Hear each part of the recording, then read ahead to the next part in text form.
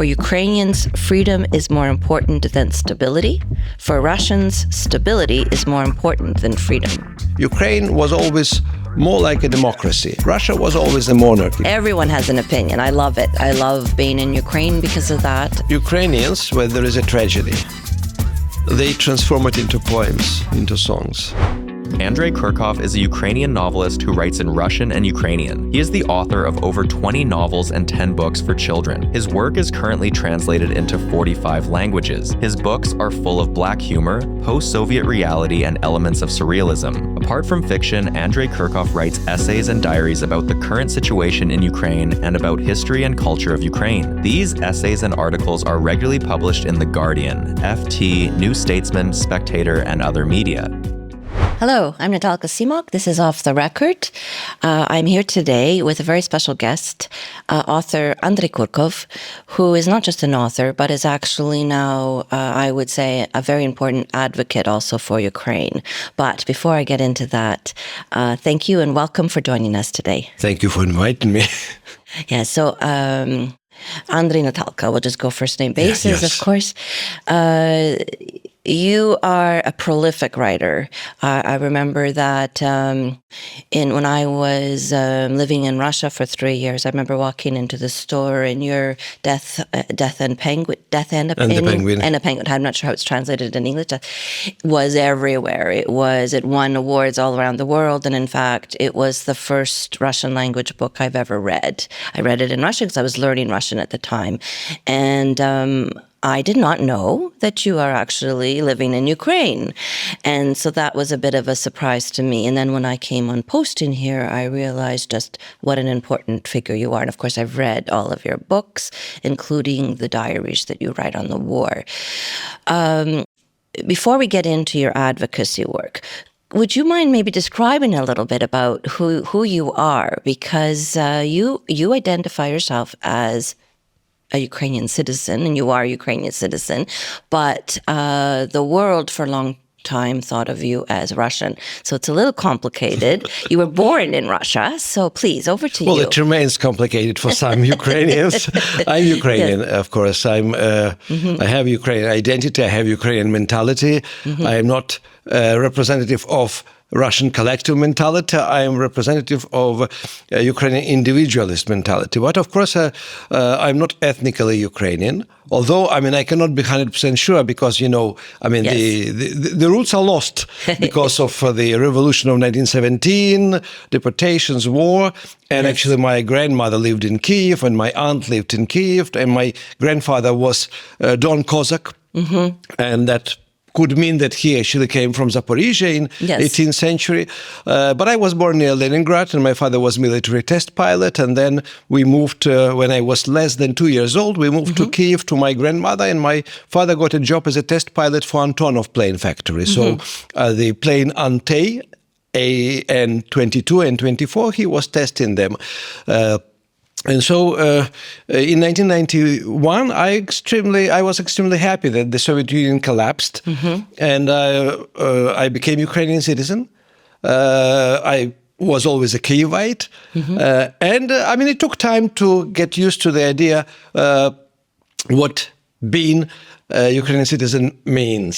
And I remember, and I was reminded recently about this sort of irony regarding Ukrainian independence, because it didn't. We hoped it will work immediately and we will follow Baltic states, and it didn't work. And Ukrainian politicians actually turned out to be the same ex-communists who turned formally nationalists and who didn't care really about the future of Ukraine. So I think actually the idea of being a Ukrainian was growing and shaping itself for 2 decades in my head. And actually, because of the war starting from 2014, the speed of this, realizing what means to be a Ukrainian actually accelerated. Yes, and that's in a very important I really wanted to emphasize that because I imagine it would be very annoying. I would be very annoyed if an outsider was defining who I am. That's for you to define. Yeah. And you have every right to define your own identity. And I think you have proven yourself over and over your loyalty to Ukraine. And that's very evident in the books that you write, in your very active role in public speaking. We were just talking a little bit about you doing the tours to promote it's not just promoting books, but you take every opportunity to talk about what's happening in Ukraine. Maybe you could tell us a little bit, just a summary of where you're going next and what you have on the agenda, just so people understand. Well, in fact, actually, I mean, wherever I go, sometimes invited really to present my books, but I mean, the conversation is always about Ukraine, Ukrainian past, Ukrainian future. And I mean, my latest books, if we don't talk about Grey Bees, is a series about Kyiv in 1919 during the second occupation of Kyiv by Bolsheviks. Silver Bone is the first, right? Yeah, Silver Bone, Stolen Heart, and now The Lost Soldiers is coming out, but my next plan actually is go to Frankfurt Book Fair for 2.5 days. I will have 2 discussions there and a couple of readings and several interviews. And from there, I'm going to the UK to meet and talk to my publisher about coming out third book about life during the war in Ukraine, which is called 3 Years on Fire. And the launch will be in Oxford on 23rd of November. And then I'm going to Switzerland again to present the third book in the 1919 series, and from there to Düsseldorf to talk about Ukraine and to read in German and Ukrainian from the War Diaries and also, I think, from the Grey Bees. Yes, and then back for a couple of days, and then a long 5 or 6 weeks tour, which will cover USA university events in Kansas University and Miami University in Ohio, near Cincinnati, and events in Charleston, South Carolina, but also to India. And then Brussels, Paris, Bordeaux, some towns in Germany again, also Manchester University and Oxford University separately from the launch of the book, etc. I think I consider you to be one of the most important writers of our time, and you have a tremendous influence on me, and I know many others. Your War Diaries, I read them, and that was actually sort of my first insight into what somebody is experiencing here. I also, others as well, of course, but it did play into a very important formulation for me, and I know it was for many. What made you decide to start not just writing a diary, but publishing it? And I'm going to quote you, so please, if I'm looking at my phone, that's why. Well, actually, I mean, I was pushed into writing and publishing the diaries by my British publisher, Scottish publisher, I would say, Christopher McLehouse, who is a legend in the UK, who called me on the third day of full-scale invasion, or maybe even on the second day, and told me that I should write everything down and I should prepare the text as quick as possible. So actually, from the first day of full-scale invasion, I was commenting already on the events for media, international media, and from the third day, I was collecting the stories and trying to sort of follow lots of events going on in the beginning of the war and then later to explain what is happening to foreign audience. And of course, I mean, I was traveling and talking to audiences outside Ukraine for 25 years, so I knew very well what they did not know about Ukraine. And the question of lack of knowledge about Ukrainian history became crucial at this moment. So in 2022-23, I would spend a lot of time explaining actually the history of Russification, the Cossacks' times, Bogdan Khmelnytsky's role, then the first decree of Peter the Great, and actually of any Russian Tsar in 1720, banning publication of Ukrainian religious texts in Ukrainian and removing them from the churches, etc. So, I mean, all this became also very important part of explanation what is happening today. And again, so I just want to emphasize what role you have internationally in talking about Ukraine. And the reason I raise this because this program is really focused on diplomacy. So the idea originally came that it would be an opportunity for diplomats to talk with each other. What do they do in Ukraine? What are their views? What are their country's views? But diplomacy is changing, and diplomats do not work in their little bubbles, right? And diplomacy is not on its own just the domain of diplomats. They work very closely and rely on, increasingly so, with journalism, with journalists, with human rights defenders, with NGOs, with writers, advocacy. Look, advocacy is changing dramatically. And I would describe that even in your books, you might not have intended it that way, but it is a form of advocacy to bring attention to Ukraine. And I'll just provide an example. So I had Alexandra Matvichuk here last week, and we talked about her role, which is different than yours, but it's interesting that you talk about some of the same people. And in one of your speeches, it was for when you were talking to the International Literature Festival for Writers Unlimited, for example. So I wanted to take something very concrete.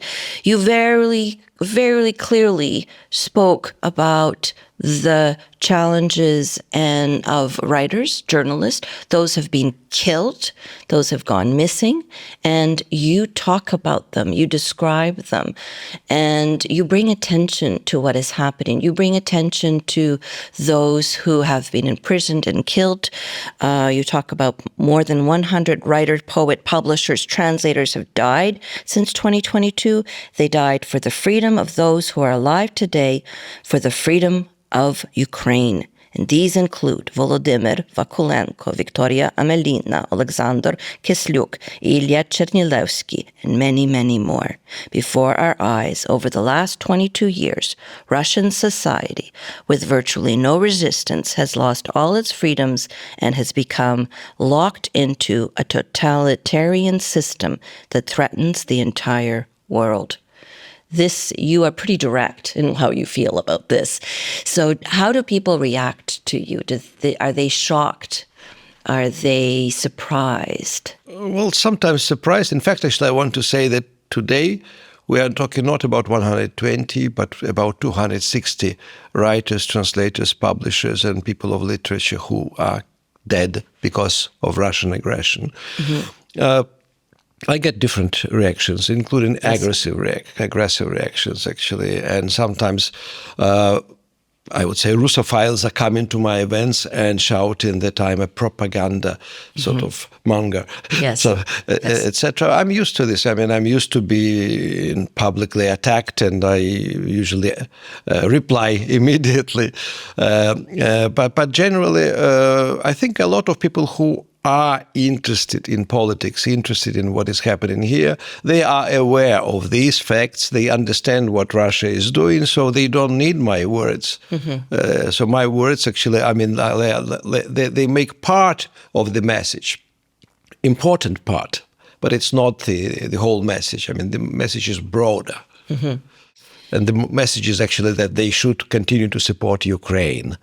Why? This is why. 1, 2, 3. Mm-hmm. Yeah, and because actually we should understand that the situation will not change until Russia changes.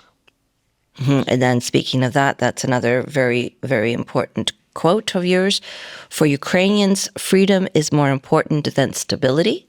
For Russians, stability is more important than freedom. Could you explain what you mean by that? Well, I mean, this is the basic difference between Russians and Ukrainians, and I am not talking about ethnic groups. I'm talking about mentality and citizens, because Ukraine never had a royal family. I mean, Ukraine had small kingdoms like Danilo Halitsky, mm-hmm. etc., but as a whole, Ukraine was always more like a democracy, and especially in 17th century, in Cossacks' times, when the senior Cossacks were choosing their hetmans and then immediately were plotting against them because they didn't do something overnight. Mm-hmm. Russia was always a monarchy, which means that actually the Russians were always loyal subjects to a monarch. If they didn't like him, they would kill him and adore another one, next one, and become loyal subjects to them. So, I mean, they cannot live without the Tsar. Ukrainians cannot live with a Tsar because, traditionally they disrespect politicians, they disrespect rules, they disrespect laws, which created a lot of problems, and this is already in genes, it is in blood. So the fact, actually, I was walking here and I was standing the crossroads waiting for the green light, and I was remembering in the Soviet time that everybody would cross if there are no cars and there is a red light for crossing. And now they are law-abiding. They want to live now in a society where laws function, rules function. At the same time, actually, they are very critical of politicians. But again, there is a reason for that. And Ukrainians are politicized because from 17th century they know they can influence the situation.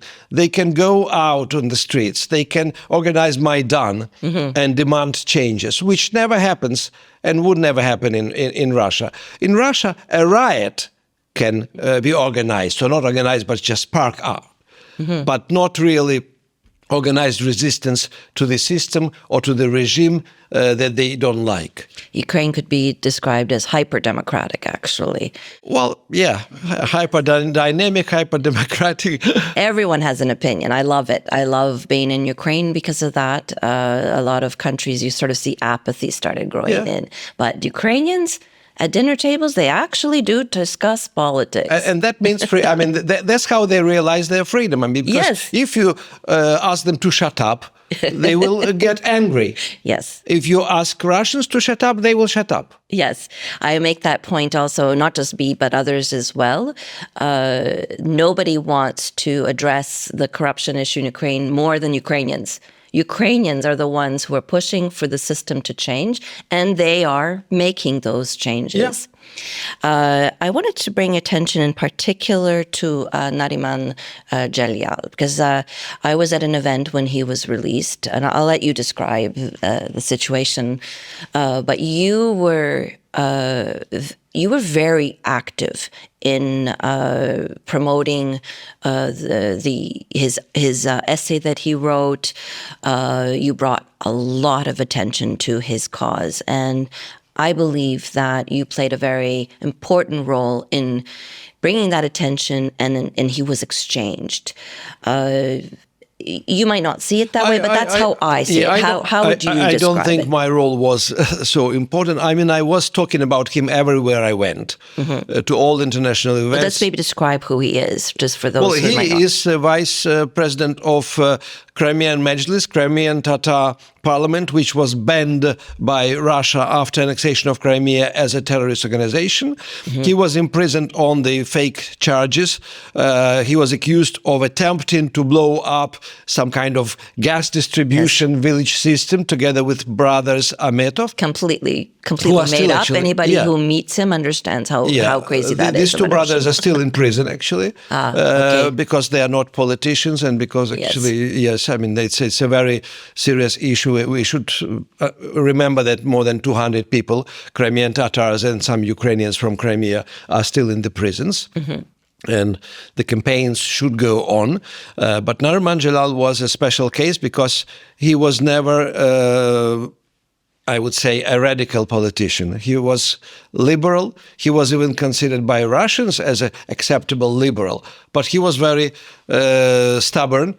And he wanted actually freedom for Ukraine, for Crimean Tatar prisoners. He wanted Crimea to be returned to Ukraine. He never accepted an annexation, and this was the main reason for him to be imprisoned. Yes, and he was exchanged together with others for Russian murderers, Russian spies, including those who were trading weapon and in detention in the US. So, I'm very happy that it happened. Now he is an ambassador of Ukraine to Turkey, and I'm sure it is very important that he is there because, there are a couple of millions of Crimean Tatars who are Turkish citizens, and they should play bigger role in the future discussions about returning of Crimea to Ukraine. And in his essay that you wrote the introduction for and brought attention to it because he wrote it in captivity, he describes that how he was detained, couldn't understand what was happening, and he said, he understood at one point. It was because they warned him not to leave to go to a conference, the Crimean platform, but he did. And so upon his return, they arrested him. So essentially, he was arrested for going and attending a conference. Yes. So this was the last drop. That was the last drop, yes. But now, yes, and I met him a few times as well before he went to Turkey to represent Ukraine, and it is a very good story. But there are so many more people we still need to advocate for their return. But I do believe that people like yourself bringing attention to individuals is making a difference. Thank you. Well, I'm very happy I could do something. It could be useful, yeah. But your books too, though. So going back, we discussed your diaries, but I brought this one, Grey Bees, because it has been, I think, just as successful as Death and Penguin and Death, right? It is now a play. It is about to become a movie, or will be. It's already a movie. It's already a movie. It will be released on 23rd of October. In Ukrainian cinemas. It was shown already around the world for the festivals, and I saw it in London actually during the Ukrainian Film Festival recently. So I'm looking forward to seeing it. Perhaps you could describe to people listening what drove you to write it, and what do you think is sort of the message in the book? Well, I mean, I decided to write it because I read a lot of books, non-fiction books, essays and diaries of war veterans and soldiers starting from 2015. We had a huge wave of this Donbass war literature coming from non-professional writers. But there was not a single book about civilian population in Donbass that remained where they lived all their lives, even when the war came to them and destroyed their life, their routine.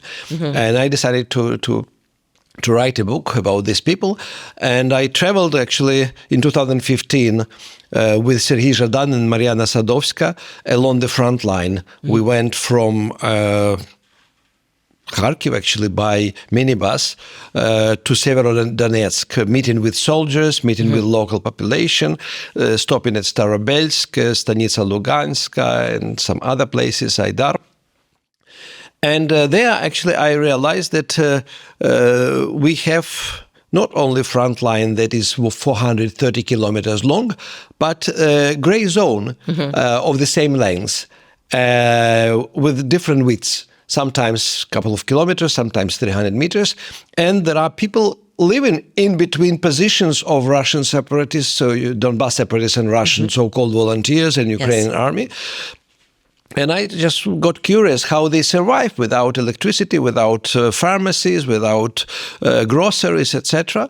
And I started actually asking around and collecting information. And then I even found information I'd never met, but I would like to meet the lady in Kharkiv who organized a newspaper for no man's land. Oh, interesting. There was a newspaper that was delivered by the volunteers from Ukrainian side. There was no politics. And nothing about the war, because otherwise, if you are caught with this newspaper, you would be shot dead by Russians. There were news about pension changes and popular medicine, how to survive without real medicine, but relying on herbs. And so there was life, very strange life, where people didn't trust anybody. They lived in the villages abandoned, completely abandoned. And one should say that they were visited by volunteers from both sides, because actually there were people, also volunteers from the separatist side, who were coming to the villages, sometimes to check if there are Ukrainians there or to check the loyalty of locals, but sometimes bringing food and taking phones to charge and things like this.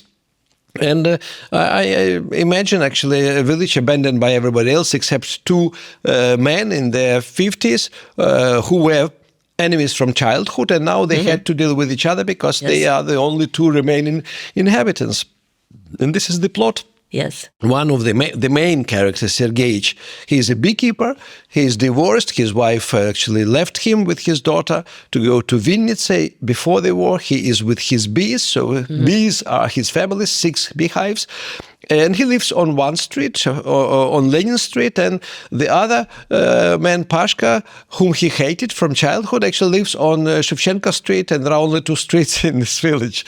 And it's about actually, a book consists of 3 parts. The first part actually is their survival in the winter in the village. With no gas, electricity, administration, nothing. And the dream of Sergei to take the bees on holiday away from the war to Ukraine under control of Ukrainian government. And then actually his road movie starts. He kept his Lada with a trailer. He puts 6 beehives in late March, beginning of April on this, and he understands that he can go only through separatist territory. On the advice of a Ukrainian soldier who visits him sometimes in the night and charges his phone. And so he starts his journey to Zaporizhia region, to Vesele, near Vesele, which is now under occupation. So lots of things changed, and there is no gray zone anymore left. Yes. Actually, yeah. And then he goes to annexed Crimea, looking for his old friend and colleague, a Crimean Tatar beekeeper that turns out to be, he is dead. But he stays for the summer there, and slowly he understands what is happening because he was, as many inhabitants of Donbass, apolitical. He was loyal. I mean, this is actually the topic we're going back to the question of mentality. Yes. Because in 1991, the border between Russian collective mentality and Ukrainian individualist mentality was cut in Ukraine in halves. So, I mean, like Donbass was part of Russian mentality because actually the population was replaced or added in the industrialization's time. And the hierarchy that was created there and kept by the oligarchs after independence of Ukraine actually kept this part of Ukraine practically with the same kind of psyche and political approach as Russia. So, I mean, because this border between 2 mentalities over the years, I mean, it was moving towards the east. And it's interesting that actually mentality was coming back to Ukrainians quicker than Ukrainian language. Yes. Of course, I mean, the activists and the intellectuals wanted it to go together with the Ukrainian language. But in fact, actually, Russian speakers in Ukraine, most of them are representative of Ukrainian mentality, not of collective Russian mentality. Yes. And that was something that Putin didn't understand when he started the war. And this is the story of, I would say, of apolitical people trying and managing to understand what is happening, what is wrong, what is right, and coming to terms to that. With it, yeah. And so very good book. Highly, highly, highly recommended. I've read it a few times. It is a book that I gift to many people as if they want to understand Ukraine a little bit more better, the war a little bit better. I always recommend this book. Bees. I think bees are incredibly important to Ukrainians as part of their culture, as their link to the land. And I thought it was very telling that he couldn't leave that land because it was important to the bees. But as the bees moved, they changed. And I'm sure you selected bees intentionally because as bees change, if you change the bees' environment, the honey will taste different. Yeah. They will be different. Was that intentional, or is there other reasons, or why did you select bees? Well, I mean, there are several reasons. Of course, because I mean they are the most organized living beings in the world, because they are society. Each bee knows what it should do, its function, and actually they function. They cannot live without their function. And then, of course, I mean, if you change the environment, and that happened in the war. I mean, why he starts this journey away from the front line? Because the village and the fields around the village are between positions of Ukrainian army and separatists and Russian volunteers. Because the fields are bombed, shelled, because the burned gunpowder falls on the flowers and gets into honey, and the honey becomes bitter. Yes. And the taste stops being attractive. So, in fact, actually, he is told, Sergei is told by Petro, by the soldier who visits him and whom he gave a bit of honey, that this honey tastes bitter, strange. And then Sergei understands that actually that the environment is wrong now, so he should take them away. But of course, I mean, as a simple person, honest but simple and not educated person, Sergei, as majority of people of Donbass, was nostalgic of Soviet Union, because Soviet Union, the Soviet structure, was some kind of organization frame that didn't leave questions for people who didn't want to look for answers. And he thinks that he loves also bees because they are the only living beings that manage to create communist society, because they work hard, they are not paid, they don't complain, they continue working, Yes. etc. Yeah. So, brilliant book. There's a lot of imagery. There's a lot that I imagine that a movie could really make use of to really take that point. So I'm looking forward to the movie. I love your writing because you there's a few reasons. You write very well. That's the obvious one. But two is that you always, there's a message, but it's for the reader to determine what that is. And so you're not sort of dictating. No, I'm not a didactic writer. No, that's clear. And then I don't know if you would use this, but it's sort of that magical writing too, where it's you have to have some you have to leave sort of disbelief a little bit in terms of accepting that something that you might not expect could happen, like the penguin. So it pushes your human brain to go outside of just the reality and accept that there are things that we might not understand, and sometimes we accept them and then we go with it. And so it's very, very powerful. So thank you. I mean, thank you very much for all of the writing you do. I really enjoyed The Silver Bones, like all of them, all of your books I enjoy very much. And so I hope you are able to continue writing and inspired. You're very inspired. But so once when I was at your place for dinner, you had talked about a process through the Silver Bone and book, and it started off with archives. Yeah. And so I'm curious, do you start with an idea and then you look for the material to support it? Or is it the other way, that you see something that inspires you and then you sort of develop a story around that? What's your process? I'm usually provoked to write something. Either by events, yes, or sometimes by documents, sometimes by things happening around, or somebody's mentioned something interesting, and then I dig in. Yes. But I should say that actually one of my first texts, which was not translated, it's called Declassified. I wrote it in probably 1985. It was about Kyiv in 1918. Okay. And it was filled with black humor. But at that time, I didn't have that much knowledge about actually Kyiv in 1918. And now with this series of Silver Bone, Stolen Heart and Lost Soldiers, I got back to the same time. But I'm much better prepared for that. And I'm prepared thanks to this gift that I received. The Cheka, the Bolshevik secret police documents concerning events in Kyiv in 1919, 1920, 21, 22. And I went back into the virtual archives. I found lots of digital archives about this time.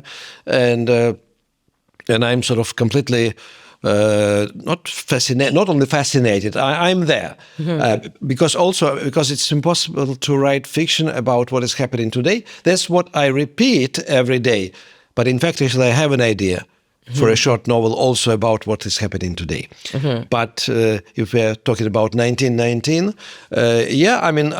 I use the archives, I use the information from there, but not as the main material, as supporting material, because most of the things I invent based on the documents, which means that actually the daily life is described according to the reality, according to the memoirs of people who lived then, but the plots, partially invented by myself, partially taken from the files. And so you are... you're a Kyivite. You have been a Kyivite. You're not the only author. There's many authors, and historically, Kyiv seems to be a very inspiring place for very good writers, authors, literature. But you don't just live in Kyiv. You also have a house outside of Kyiv. So you get the full Ukrainian perspective. Like many Ukrainians live partly in the city, but all Ukrainians have some kind of connection to the Selo, for example, and you spend a lot of time there. And is it inspiring for you? Well, it is inspiring, but from a practical point of view, it's the place where you can sleep at night and you can better work. So, I'm sort of spending several days in the village, several days in Kyiv, and going there, here and there, regularly. But you garden like everyone. We have our own potatoes, carrots, beetroot, onion. We have lots of apples and some pears. We have I'm not a very good gardener because, a gardener should live next to his garden. And all the trees I planted, they died. But all the trees, almost all the trees that were there when we bought the house and the garden 20 plus years ago, they are still there. Okay, wonderful. I'm glad to hear it. So, but it is important because when I think of Ukrainians, I always think of the importance of their connection to the land, and it roots them to their lands, which again goes back to Gravy's a little bit. It puts it into perspective. How challenging it is for people in current Ukraine to just uproot themselves and move, not just to another country, but even within Ukraine. When I speak to people who have been forced to be displaced, they explain that it's not just, okay, we get to stay in our country. It's not about that. It's about their land. It's about their trees. It's about their garden. Well, this is why it breaks my heart. This is why a lot of inhabitants of Donbass didn't want to leave their houses when the territory was occupied by Russia. Yes, and I hope that that's captured somewhere. I try to describe it that way, to explain it to others, because I think there's a sense, well, at least at least they get to live somewhere in Ukraine and they're good. It's quite an adjustment for people. Even if you bought now a new little house and a new little garden, it's not the same. Changing the location of your permanent abode is a very traumatizing experience. We have people in the village who moved from Mykolaiv region, from Lugansk, and I see how they feel, how they behave. They're always on alert. Yes. They feel or they behave like they think that they don't fit this community. So they have somehow to prove that they are worth of the community, but they don't know how to prove.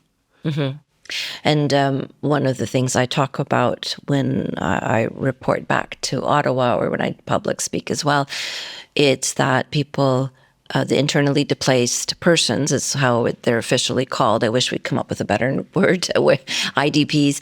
But many of them have moved not once, twice, but at least 3 times. And because the control lines, the occupations move, and so people have to adjust as well. So it's very disrupted, and it's psychologically very, very challenging.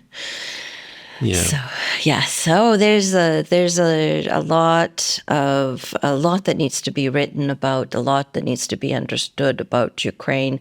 I'm very grateful that there are people like yourselves who have a talent for describing things well, are the ones who are describing it to that international audience.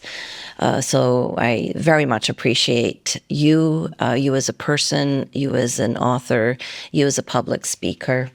So thank you very, very much. Thank you very much. But I'm one of many writers in Ukraine who does this job. And I want to mention that in English and in French, you can find books by young writers who are also in the army now, in the soldiers, like Alexander Mechet and Artyom Chepai and Artur Dron, who do the same, who write notes, poems, non-fiction, trying to explain to the world the situation in Ukraine, not only on the front line, but in the society with its heavy impact of the war. Can we add a link to any of this writing in the podcast Of for those course, who would like to? Of course, so we'll add that for sure. I will send you the links. Yes, I just went to a book reading of mothers, daughters, wives of people who have their family members in captivity, and writing poetry, songs. It is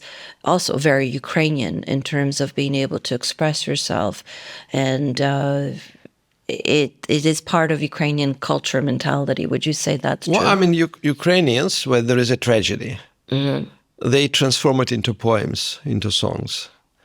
And there is one thing which is a very painful, I think, experience, not realized by Ukrainians, that they were not allowed to transform Holodomor into songs and ballads, because otherwise Kobzars, these people's nomad singers, would create the ballads and would sing, and this text would remain in the culture.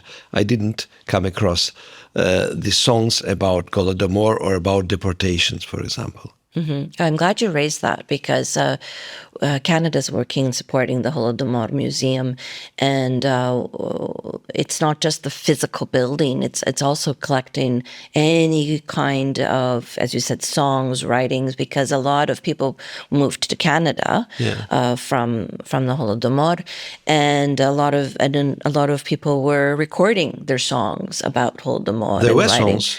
Yes, and so it's been collected now to be part of the Holodomor Museum. But they are not known here. They are not known by Ukrainians. No, and so I think it needs to be. Knowing these songs, yes, listening to them would make a big difference. Yes, for anybody here. Because Ukraine is still very much also an oral culture. Yeah. And so songs are very critical, poetry songs and so on. So I think the Holodomor Museum is very important for many reasons. It's to bring more attention that this was an intentional act of genocide, and bring more awareness to not just, but just all of the acts that have happened to Ukraine, largely by Russia. Yeah.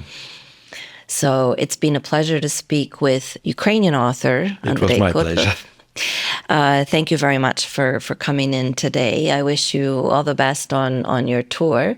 Was there anything else you would like to add before we complete the podcast today? Well, just another publicity campaign for the non-fiction books about Ukraine, written by Timothy Snyder and Applebaum, Serhiy Plokhy, Martin Pollack, and Philip Sands. Philip Sands' East-West Street. It's the book which proves that Ukrainian history is part of European history.